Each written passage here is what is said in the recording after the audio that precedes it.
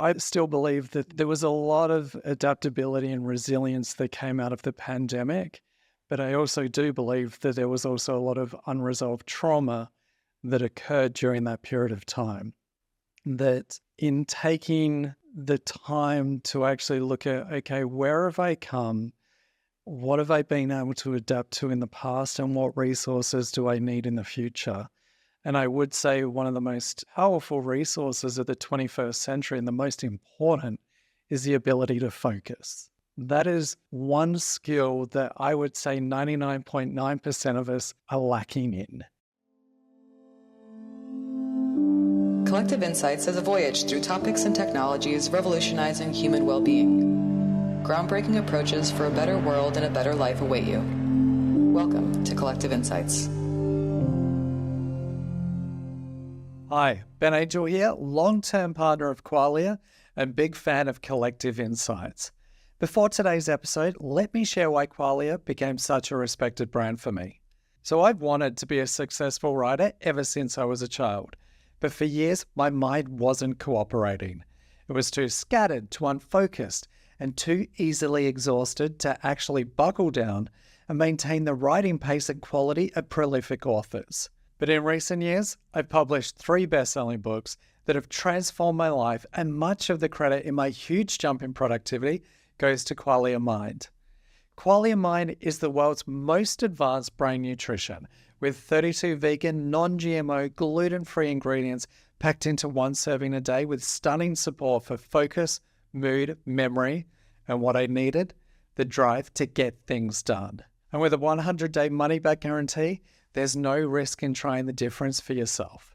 Go to qualialife.com/BenAngel and use code BenAngel for an additional 15% off your order.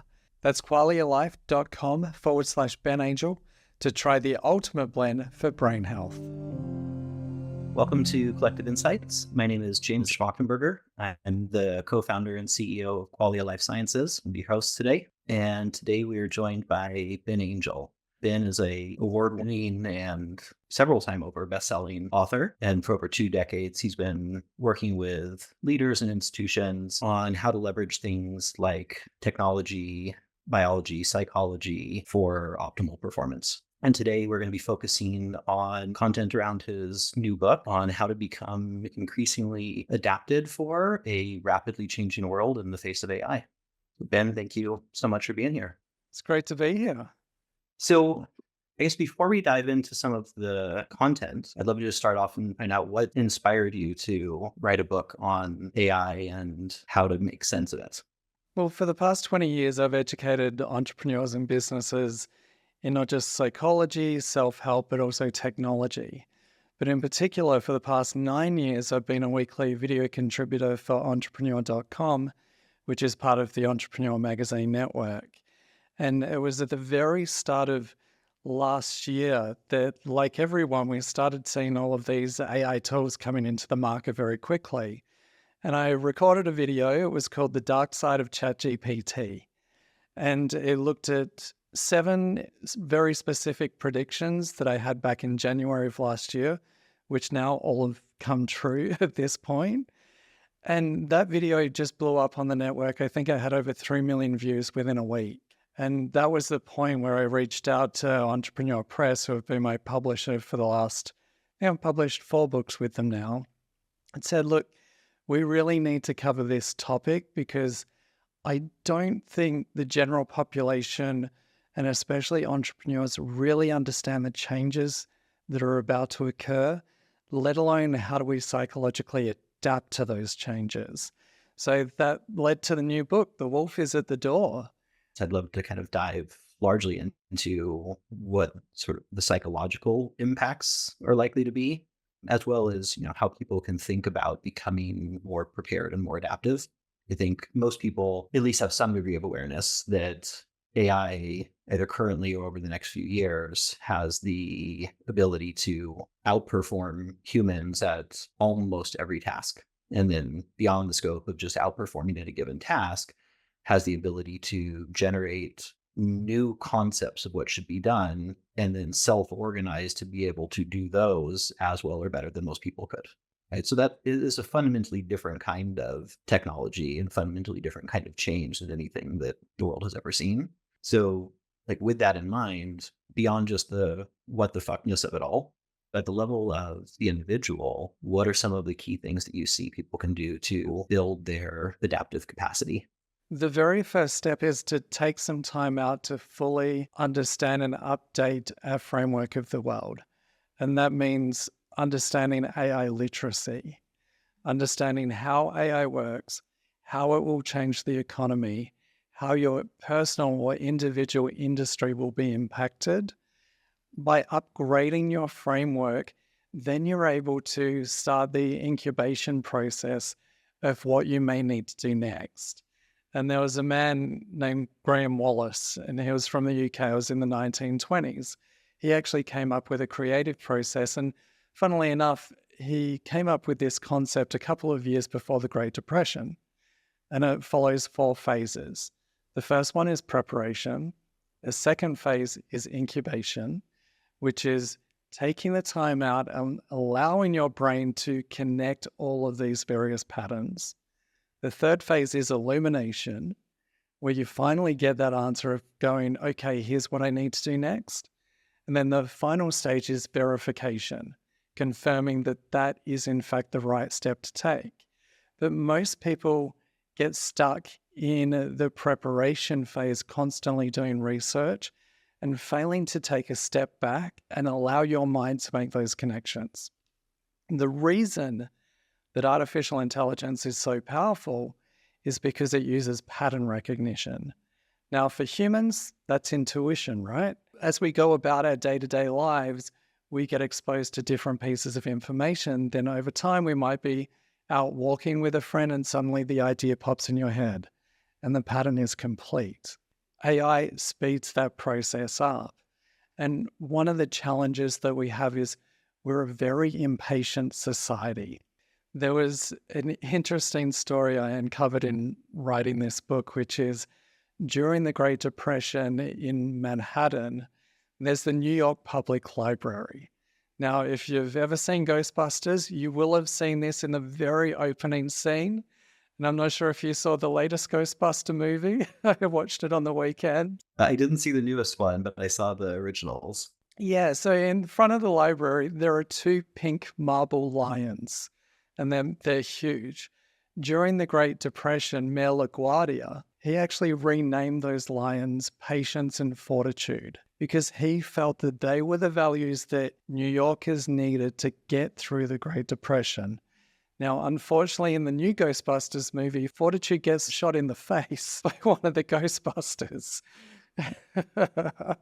which was a surprise twist I saw on the weekend. But when we think about patience in particular, the reason that we get to that illumination phase is to take the time out to make those connections, but our world doesn't have room for patience. There's a misunderstanding that patience means doing nothing.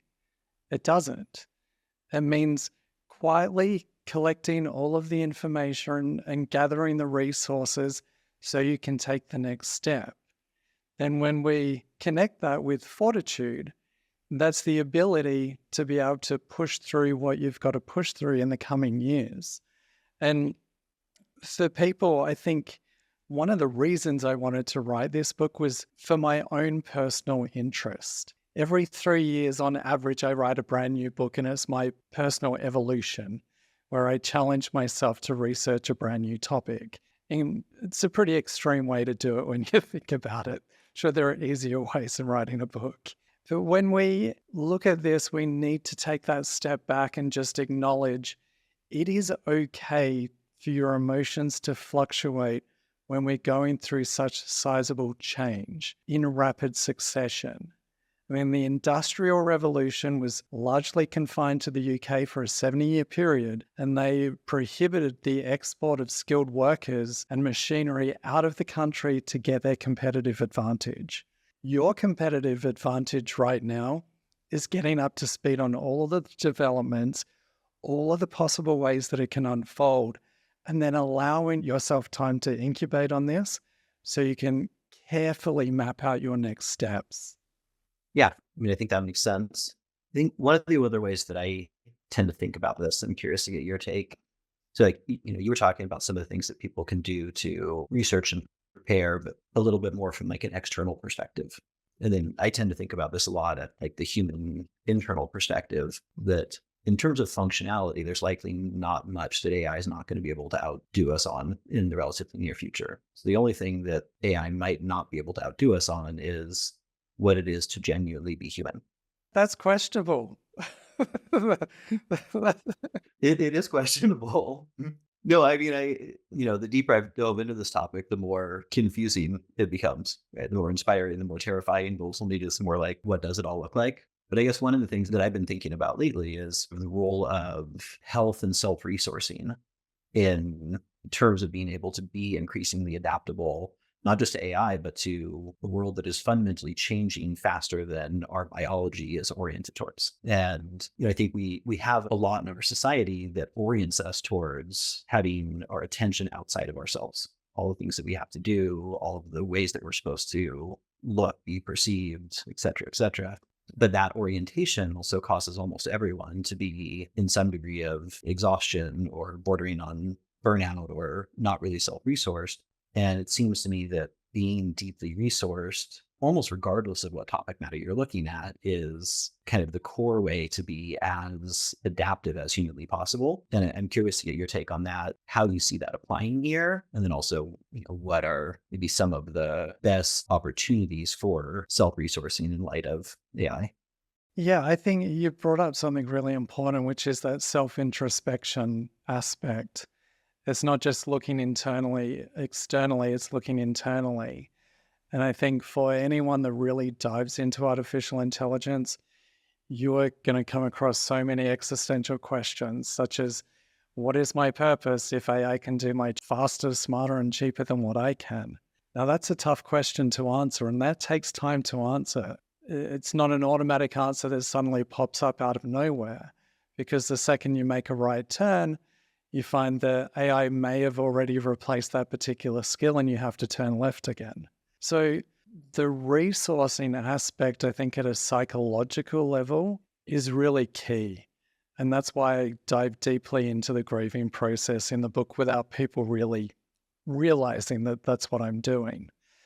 Because I still believe that there was a lot of adaptability and resilience that came out of the pandemic. But I also do believe that there was also a lot of unresolved trauma that occurred during that period of time. That in taking the time to actually look at, okay, where have I come? What have I been able to adapt to in the past? And what resources do I need in the future? And I would say one of the most powerful resources of the 21st century and the most important is the ability to focus. That is one skill that I would say 99.9% of us are lacking in and is becoming increasingly harder. And I noticed this in the research process of the book, that the second I would write about a prediction in the book, 2 weeks later, it had already come true. And all of a sudden I had to go back, adapt and update it and talk about it in past tense instead. And I even hit a state personally where I got to a point I wanted to crawl out of my skin because I wasn't able to articulate a particular problem that I was faced with in one of the chapters. And I ended up checking myself into a hotel for 4 days until I had enough time to incubate on it. And for those individuals that are really struggling to stay focused right now, they will find it extraordinarily hard in the coming years. If you think about how addictive the social media algorithm is, wait 1 year, not even, when AI is more fully integrated into these algorithms to constantly be stealing our attention. Now, that takes fortitude to be able to reclaim that attention. That is not an easy thing to do. Now, if we look at social media effectively untrains our ability to be able to focus on a single task at a time. And the thing with artificial intelligence is we need to be able to focus on that one thing, which is a really important thing, which is, what is my purpose in a world in which AI can do my job faster, smarter, and cheaper than what I can? to be able to allow yourself time to answer that question and be patient in that process. And yes, it is frustrating. To allow your brain to make those connections is one of the most powerful steps a person can take at this point. Well, I think what you're speaking to, that sort of tie it back when I was saying what is important is to really develop what it is to be uniquely human, is that I think most people, most of us in general, have this idea that our purpose is tied to what we do. Yet that's not what comes up in any deeper realm of philosophy, right? Purpose is not tied to what we do. And so I think our identity and our sense of purpose is tied into what we do. And then there's a technology that can do it better and faster. Then that creates sort of an existential break that seems almost unavoidable. But if we can turn the attention to what is a deeper sense of purpose, what is it to be innately human? And then, also to like tie in the piece you're talking about with focus. To me, when I think about it, it's not just the traditional concept of focus, like can I focus on what I'm doing and be able to do that very well? But it's also, can I focus in more subtle ways, right? Can I focus on my breath? Can I focus on the beauty of the tree or the human in front of me? And it seems to me that that is kind of a center point of how we as humans have the ability to navigate through the coming changes. Yeah, without being able to get back to that sense of peace, it is extraordinarily difficult to find our way. And every single day we are just pummeled with, breaking news of some kind. And I think one thing that I would recommend to individuals, aside from going through the creative process of doing the preparation, is having a very kind of strict routine on how you secure your focus. I don't know if you're a fan of the X-Men movies by any chance. Yeah. Yep. So Jean Grey and tell me if I get anything wrong, but Jean Grey, which is, what's her animal? Not the falcon, phoenix. Right. Yes. Yeah, so the phoenix. So obviously in the movie, Jean Grey has challenges with kind of caging the phoenix and keeping it in control so it doesn't hurt other individuals. Then Xavier comes along and puts all of these mental barriers in place to protect her until it eventually breaks out. The way that I look at controlling my sense of focus in this world is kind of like the phoenix, putting these barriers in place in my daily routine that prevent the monkey mind that just wants to run all over the place from getting out and destroying everything. So I have a particular process. I call it the 5-2-1 method. So 5 steps to produce alpha brainwaves, which is that relaxed yet focused state. So those steps could be, first of all, meditation, reading, binaural beats, L-theanine, which I'm so glad it's in the Qualia product, which is why I take it 5 days a week. Much appreciated. As well as neurostimulation. I've been taking it since 2018. It helped write, I think, the last 4 books that I've written. But I look at, okay, here are 5 ways to help get in this relaxed yet alert state where I can concentrate and tackle these bigger challenges that I'm facing. Then I look at 2 key daily activities, such as rest and breaks, as well as, of course, exercise.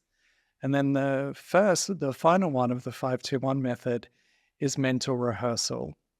And I think one of the challenges that we face with artificial intelligence, which is why it's so hard to comprehend, is typically in our daily lives, we have a routine where we can visually comprehend what is going to occur next.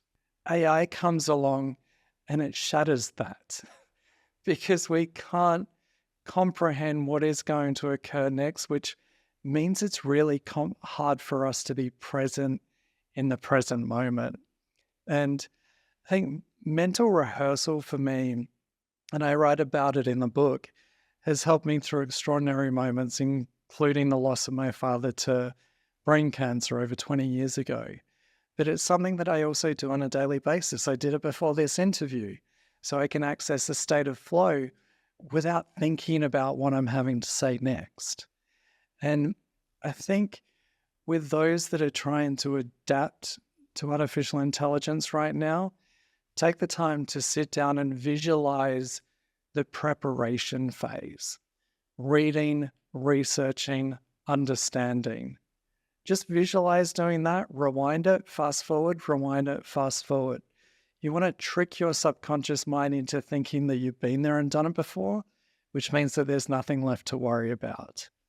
And following the 5-2-1 method, it's something that I had to be very strict on in writing this book because the topic does take you down a ton of different rabbit holes. It's very easy to become scattered. I think people are going to have to really double down on their daily routine to reclaim their focus, to be able to adapt and build resilience moving forward. Yeah, no, I think that's great. So I wanted to touch on one thing specifically in the book that was interesting. You did a survey of something like 80,000 people on their ability to adapt. I'm curious if you could speak to the results of what you found.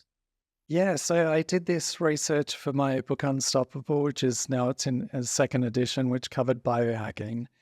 And what I found at the time is I was personally struggling with depression and I'd seen multiple doctors, couldn't get any answers. So I actually pitched to an entrepreneur that I wanted to write a book and it was going to be a 90-day challenge to biohack my way back to health. But I had to preface it to say, I don't know if I'm going to get the outcome I want. And I was very lucky that they decided to take that chance. And in the book, I look at health and personal optimization as a coin. We have two sides to it. One is biology and the other side is psychology. And for the past 20 years, I've worked in the self-improvement industry that has put too much weight on the psychological side of things to say, if you're not motivated, you just need to toughen up and do it. But in my instance, it was the biological triggers that were causing the psychological symptoms, including depression and the inability to focus on a daily basis. So we set up this online survey, and I think it was, just over 70,000 people took it. They each answered 30 different questions. And what we found in the research is that those individuals that had higher rates of depression or suicidal ideation also had higher levels of biological symptoms. And based on that, you could also see that the rates of procrastination also jumped up in sizable rates as those biological symptoms increased. And the way that I think about it is that it's almost like driving up to a T-junction. You want to drive and turn right so you can follow your soul's purpose. But if you're being hit by biological symptoms, it's going to pull you left and force you to rest and recover. And then we often get stuck in the middle where we're being pulled on one side saying, just be motivated, just toughen up. And on the other side is saying, no, just go and sit on the couch. You're burnt out. You need rest. It's okay. And that's why in the book that I really wanted to cover both aspects of the psychology and biology, because our survey results really did demonstrate just how much of an impact the biological functions have on focus, as well as happiness and the general overall motivation on humans, which of course you guys at Qualia know better than anyone else. Yeah. No, I love the way you said that, the way that you kind of think about that approach. It ties in directly with my own experience. Years ago, I used to run a vocational college that taught psychology. Did that for almost a decade. And we would take people through these really intensive, like personal development healing processes and then train them in how to do that with other people. And over the course of years and lots of people going through that, I started to notice this pattern that the people who were physically healthier made far more progress with a lot less difficulty. And I would see people who physically weren't doing that well, but they were so devoted to their psychological work. They were so devoted to their practices. And it was still just this like intense uphill battle. Because I started off from kind of the viewpoint that you said of how the personal development world works. It was just like, do the psychology. If you're not doing it, toughen up. And then it was like over years, like that pattern really started to illuminate very clearly that obviously the personal development, the psychology side of things is utterly critical. But if you don't have the health and you don't have the resourcing to be able to actually dive in and implement, then it can only go so far. Yeah, there was one particular for Unstoppable. I interviewed a clinical social worker, and she'd had this patient who'd been suicidal for, I think it was about 5 years. And no matter what work they had done, working through all of the different emotions, childhood trauma, you name it, the whole lot, nothing shifted for that individual. Then one day she went and had a test done, and they found out that she was severely depleted of vitamin D. Within a week of supplementing with vitamin D under the guidance of her doctor, those symptoms started to disappear. Within a month, she went and changed careers. She started a brand new career that she was, wanting to start for a number of years. She reconnected to family members she hadn't spoken to in years. So, as society, and it is very much from the 80s and 90s self-help movement that we're in this, we do really focus on the psychological side of the coin, not realizing that it's disrupting the other. And I'm sure you probably experienced it with your story before, where those that were purely focused on the psychological aspects, they are the individuals who are more likely to get burnt out Right. almost each and every single time, because they're not providing their body with the nutrients that it needs to perform at the level that they want to. Yeah.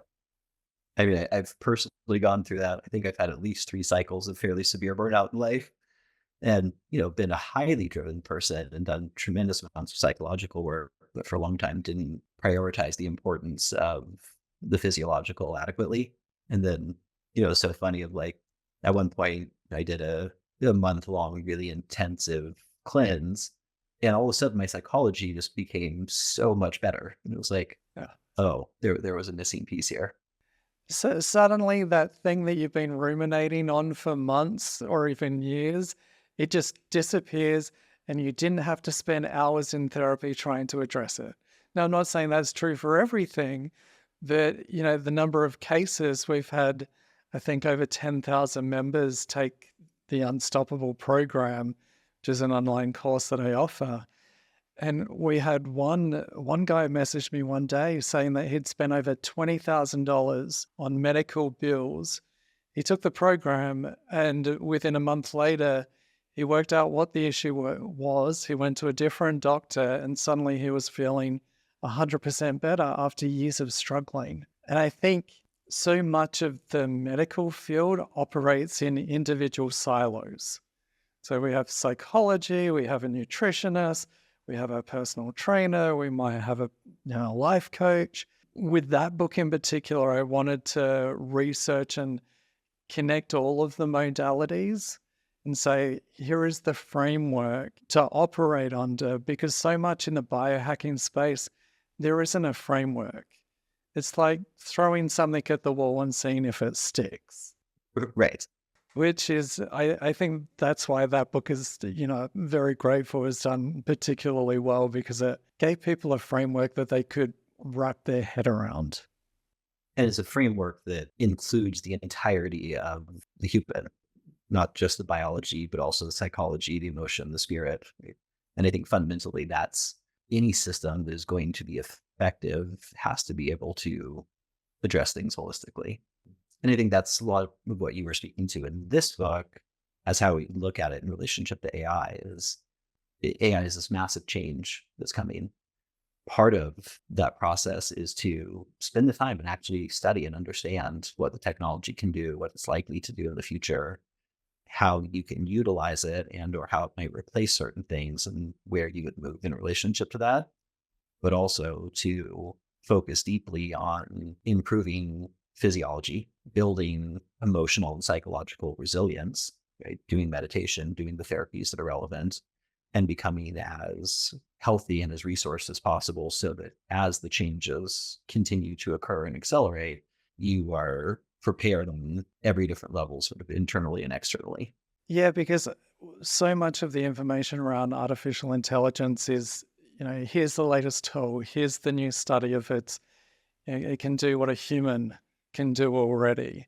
And one thing that I felt at the very start of last year is that my reaction to some of the developments was visceral. Like I felt it in my gut, I felt it in my soul. And speaking to, numerous friends and colleagues on this subject, that the missing piece that I felt was that people aren't educating individuals how to psychologically and emotionally process the changes that are occurring. And typically in life, we require visual and auditory confirmation to be able to navigate our daily world. Now, AI really shatters our sense of reality in numerous aspects. In the past, when we have a loved one ring us up, we expect it to be them, not an artificially cloned version of them that can manipulate us into potentially criminal behavior because this person has somehow scammed the system and is asking us to produce money or even commit a crime. Right. Sort of the world of deep fakes that you're referencing. Yeah, there was a case even in the UK where they believe an AI chat model encouraged an individual to kill the Queen of England at the time. And the challenge that we face is that AI hallucinates, just like it. And that's why I mention it in the book. So much of what artificial intelligence is about how our brain and how we operate as humans. And AI hallucinates in the sense that it combines fact with fiction and shares it with authority. Now, if you're not an expert in a particular subject matter that you might be asking the AI about, you will take it at face value. We've seen attorneys get disbarred because they've cited fake cases that has been generated by ChatGPT. And one of my biggest concerns is obviously for the next generation coming up. We've seen so many images, AI images online. There was one instance of thousands of people had hit liked on this image of what was meant to be a baby emu. Now, I'm from Australia. I've seen a baby emu in real life, and I can tell you what I was looking at wasn't a baby emu. But there were thousands of people saying that this is so adorable, it's amazing. My first thought is baby emus don't have Disney-like eyes, the really big eyes on TV. Right. And so we're really, the next generation, some are studying for careers, jobs that won't exist in 3 to 5 years' time. And I think it's incumbent upon us as the adults in the room to really encourage regulation, to speak to your local business, people, and really start to have these conversations within the household. I think as I was on a parenting podcast a couple of months ago, and I said parents need to sit down with their kids now because their kids are using it. They may have an AI girlfriend or boyfriend. Do they understand the risks that are involved in this? And so much of what people are focused on at the minute are the changes occurring within the next 3 to 5 minutes, i.e., can I write a proposal, create an image, respond to an email with AI? They're not considering the next 3 to 5 years. And I think it was just yesterday it came out that there has been a reduction in digital freelancers in demand for their work by, I think, about 22% in the past year due to artificial intelligence. So, part of one thing we require in this world that we live in is financial security. And to get any sense of security now is to understand these changes so you know what's coming and you can find your way through it. Right. Absolutely. I'm really glad that you mentioned the piece about AI hallucinations. I mean, there's been that saying for a long time, don't trust everything you read on the internet. Yep. But now it just seems like that's so much more critical than it has ever been. Because, like if 22% and less freelancers are being hired, that means that work is going to AI.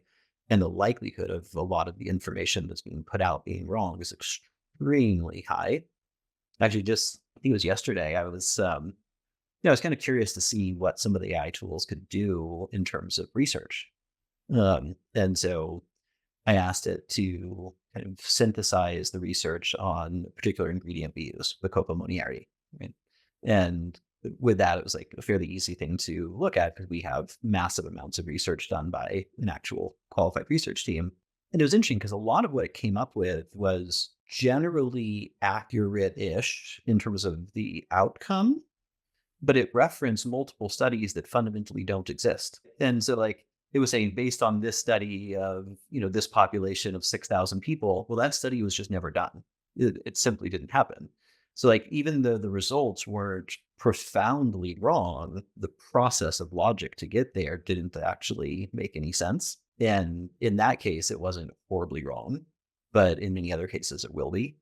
Yeah, and that brings up an important issue because the goal is for each of us to have digital health twins where medical practitioners could run a scenario of, okay, here is your digital twin. Let's see if this drug responds well in the digital twin based on your biology and all of your blood work. Now, on one side of the equation, that is absolutely amazing, right? I mean, what an incredible use.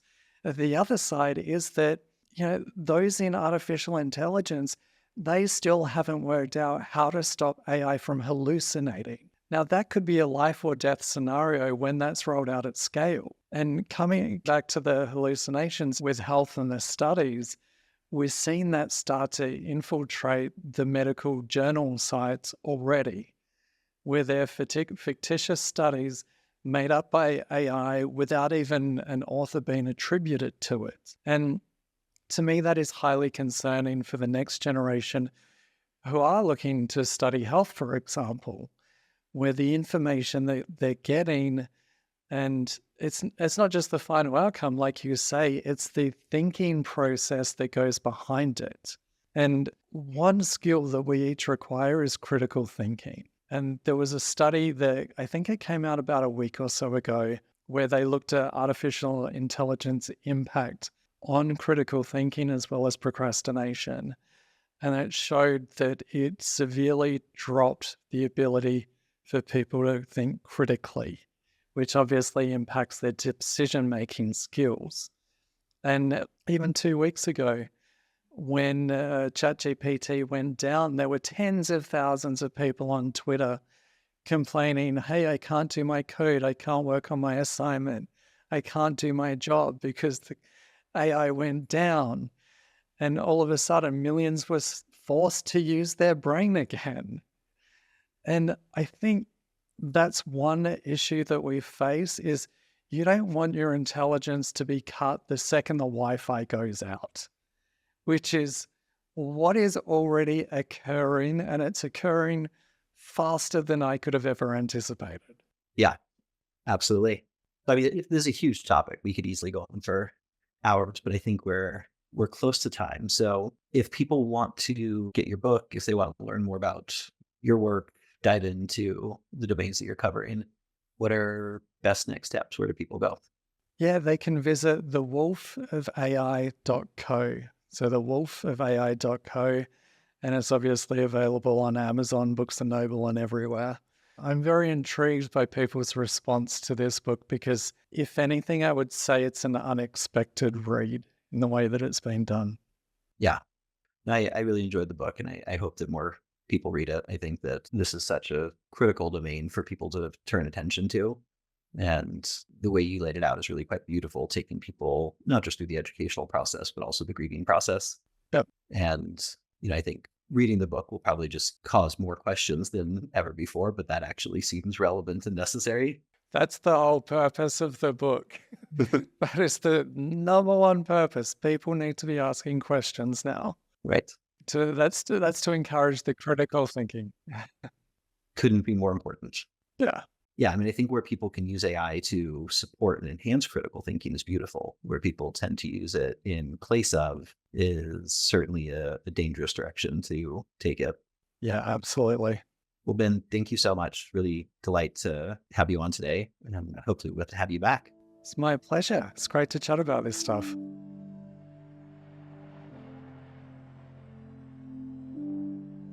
This podcast is for informational purposes only.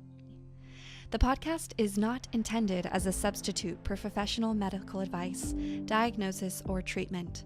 You should not use the information on the podcast for diagnosing or treating a health problem or disease, or prescribing any medication or other treatment. Always seek the advice of your physician or other qualified health provider before taking any medication or nutritional, herbal, or homeopathic supplement, and with any questions you may have regarding a medical condition.